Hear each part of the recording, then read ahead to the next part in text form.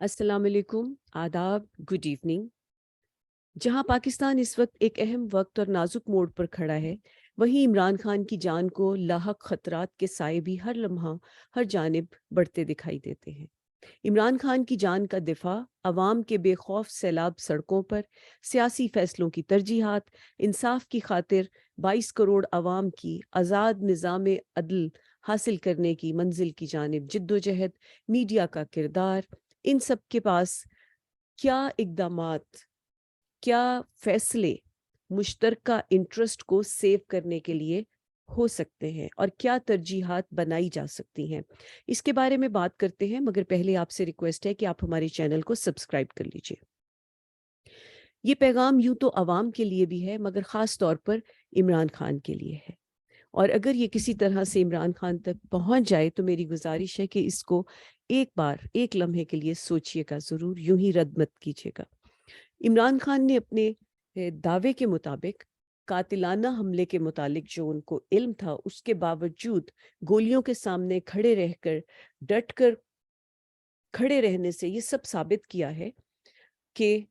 ان کے تمام دعوے، تمام وعدے سچے ہیں۔ قدرت نے ان کو اپنے سائے میں رکھا ہے، اور اس مرتبہ پھر اپنی خاص مہربانی سے اتنے خوفناک حملے، کم ظرف دشمن کے اس گھٹیا وار سے عمران خان کی جان کی حفاظت فرمائی ہے۔ خدا کا لاکھ لاکھ شکر ہے۔ اب یہاں پر عمران خان نے اعلان کیا ہے کہ وہ پنڈی میں لانگ مارچ کو پھر جوائن کریں گے، اور ہم یہاں پر عمران خان سے گزارش کرنا چاہتے ہیں کہ ایک تو وہ اپنی صحت کو، دوسرا اپنی جان کو خاص طور پر توجہ دیں۔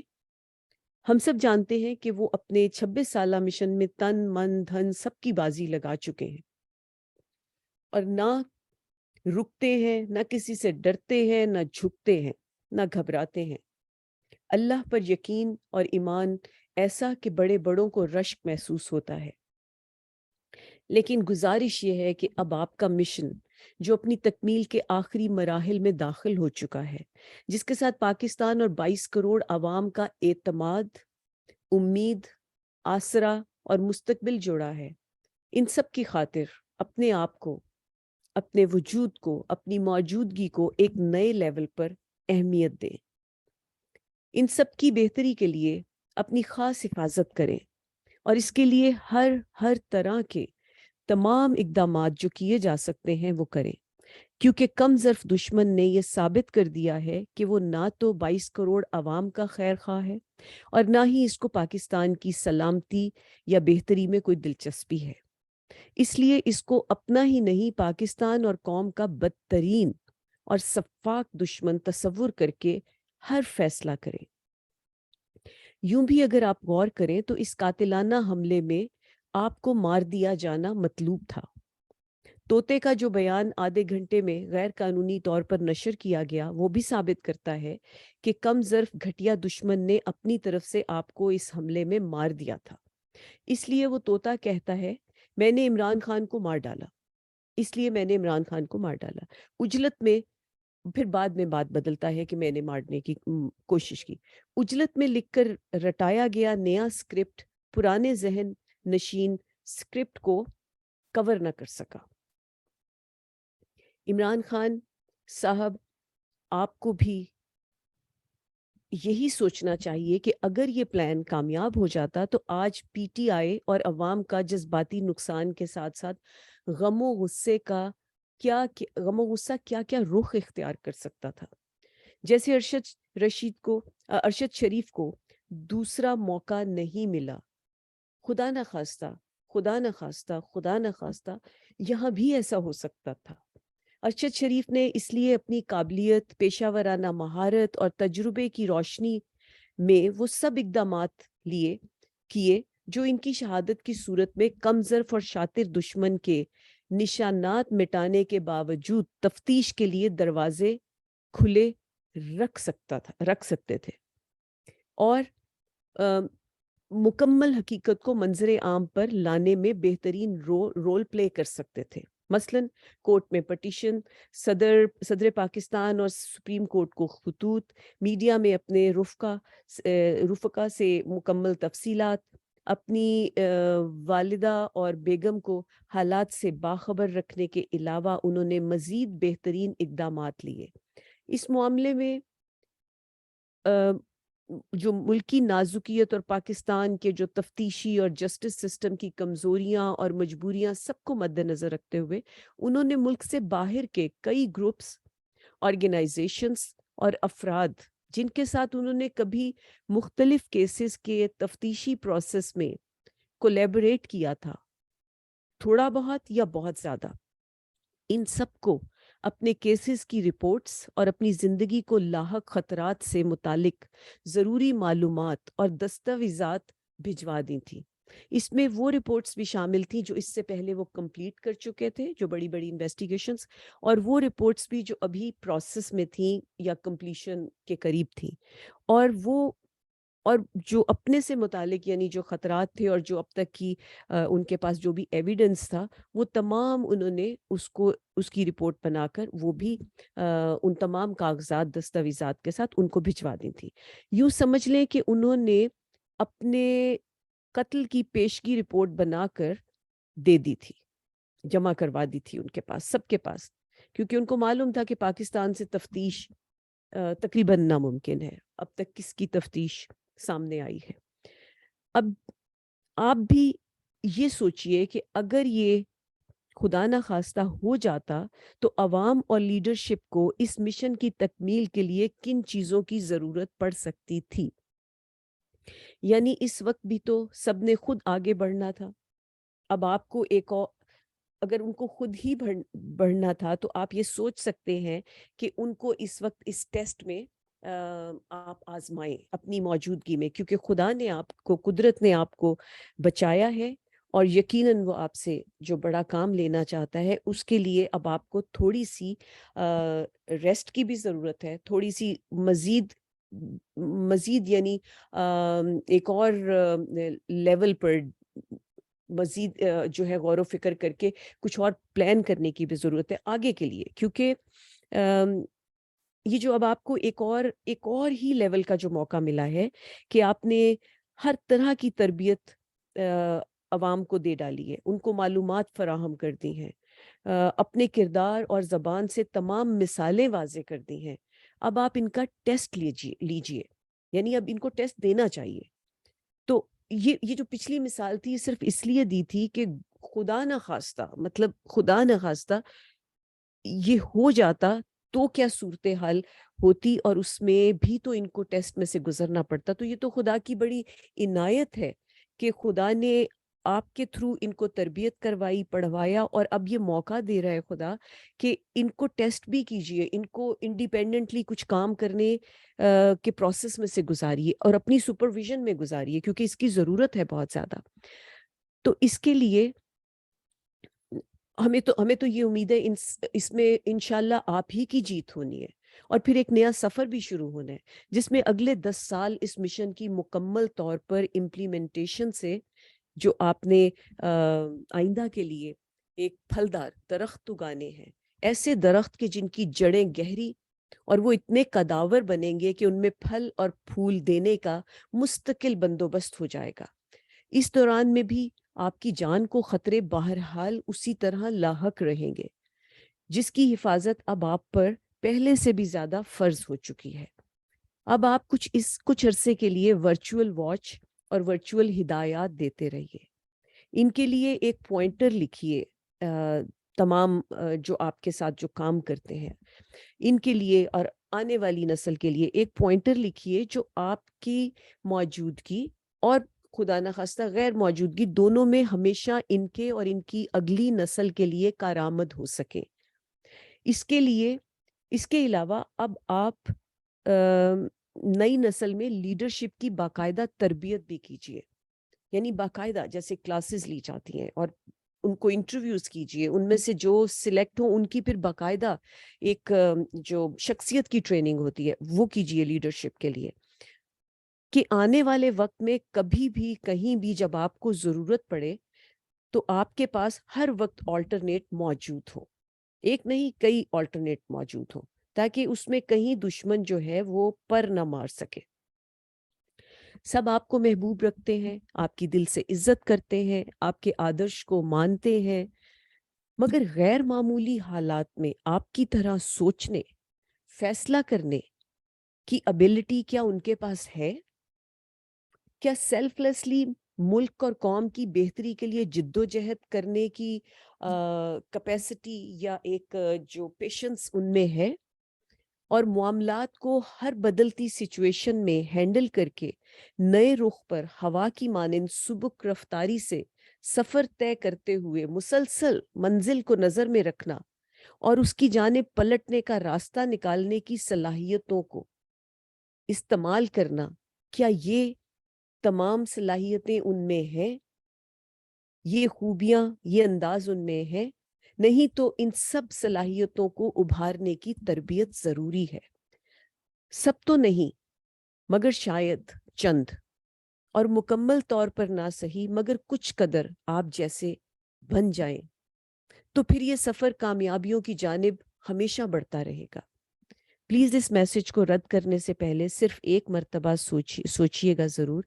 اس کو سوچنے کی اتنی سی اہمیت دیجیے گا ایک پل کے لیے کہ اب آپ کا مقام پہلے سے کہیں بلند اور کہیں زیادہ ذمہ دارانہ بھی ہو گیا ہے۔ یعنی انسانی دماغ کو مثبت اور بلندی کے راستے کی جانب راغب کرنا آپ کے لیے جیسے آپ کا اس کے لیے انتخاب کر لیا گیا ہے۔ امید ہے کہ آپ میری اس جسارت کا برا نہ مانیں گے اور اپنی جان کی، اپنی زندگی کی، اپنے لیے نہیں، ہمارے لیے، ملک کے لیے، قوم کے لیے، آنے والی نسلوں کے لیے، میں تو یوں کہوں گی کہ جو اس وقت جو دنیا ہے، دنیا میں جو جوان نسل ہے، اس کے لیے، اس کی تربیت کے لیے، کیونکہ وہ سب کی جب ذہنی تربیت ہوگی، ان سب کا جب مائنڈ سیٹ چینج ہوگا، یہ جو اس وقت کی جو سیاست ہے اس میں جو نیگیٹیوٹی ہے اس سے بدل کر جب مثبت انداز دنیا کو دیکھنے کا یا سیاست میں کام کرنے کا آئے گا، جس میں آپ اپنے ہمسائے کے ساتھ، سب کے ساتھ دوستی رکھنا چاہیں گے، دور کے خطے میں بھی آپ جبر اور اپنی طاقت سے ان کی زندگیوں کو اجیرن کر کے اپنی طاقت کو بڑھانے کا نہیں سوچیں گے، بلکہ انسانیت کے جو انسانیت کی بھلائی کا انداز اپنائیں گے، اور اس کو ایک طریقہ کار سمجھیں گے، ایک نیا راستہ جب یہ کاو ہو جائے گا ان کے جو ذہنی تبدیلی سے یا مائنڈ سیٹ کی تبدیلی سے، تو پوری دنیا میں یہ بڑی بات نہیں کر رہی، مجھے یہ دکھتا ہے، کیونکہ یہ بہت بڑی خوبی آپ میں ہے۔ اگر آپ ایک ملک کی اتنی بڑی عوام کا، اتنی بڑی جوان نسل کا دماغ اگر بدل سکتے ہیں، ان کا مائنڈ سیٹ بدل سکتے ہیں، ان کا ٹرسٹ ہیل کر سکتے ہیں، ان کو امید دلا سکتے ہیں، اور ان کو ایک اعلیٰ ویلیوز کے ساتھ، اعلیٰ ایتھکس کے ساتھ جینے کی ترغیب دے سکتے ہیں، اور اس کا شعور دے سکتے ہیں، اور اس کا یقین دلا سکتے ہیں، تو پوری دنیا کے جوان نسل کو یہ کیوں نہیں کر سکتے؟ مجھے ایسا لگتا ہے کہ آپ کی اگلی جاب پوری دنیا کی جوان نسل کا دماغ بدلنا ہے،